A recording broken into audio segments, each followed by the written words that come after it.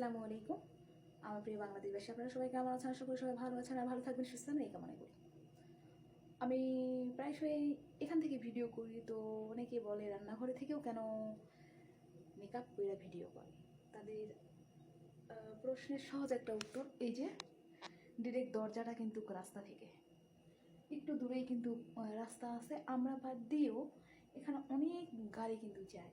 তো যদি কেউ খেয়াল করে কিংবা গাড়িটা স্লো করে, তো রান্নাঘরে কে আসছে না আসছে সবই কিন্তু দেখা যায়।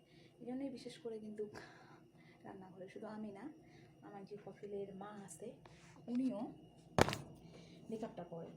আর মেকআপ করে শুধু তাই না, এখান থেকে রাস্তা দেখা যায়। এই জন্যই আমি এর আগে অবশ্য একটা পর্দার ব্যবস্থা করছিলাম, যে বাতাস আর যে হাওয়া হাওয়া বাতাস সব গায়ে নিয়ে চলে গেছে। এই জন্যই এখান থেকে মেকআপ করা। তো সবাই বলে, ওই জন্যই আজকে দেখাইলাম। এই যে ডিরেক্ট রাস্তা, কেউ এলে পরে দেখা যায়। এই জন্য একদম পাকা রাস্তা কিন্তু কাছে। তো পাকা রাস্তাটা কিন্তু কাজের জন্য না, এই রাস্তা হচ্ছে মাজরার পাকা রাস্তা, মরুভূমির মধ্যখান দিয়ে। এই হলো বাইরের অবস্থা। আমার কফিলের বাসের গাড়ি দুটো আছে। আমি এখানে কাজ করতেছি, অবশ্য আমি পানি খাওয়ার জন্য রান্নাঘরে ঢুকলাম। পানি খেয়ে এখন আবার কাজে যোগ দিব। তো সবাই ভালো থাকবেন, আমার জন্য দোয়া করবেন, আল্লাহ যেন আমার ধৈর্য দান করে।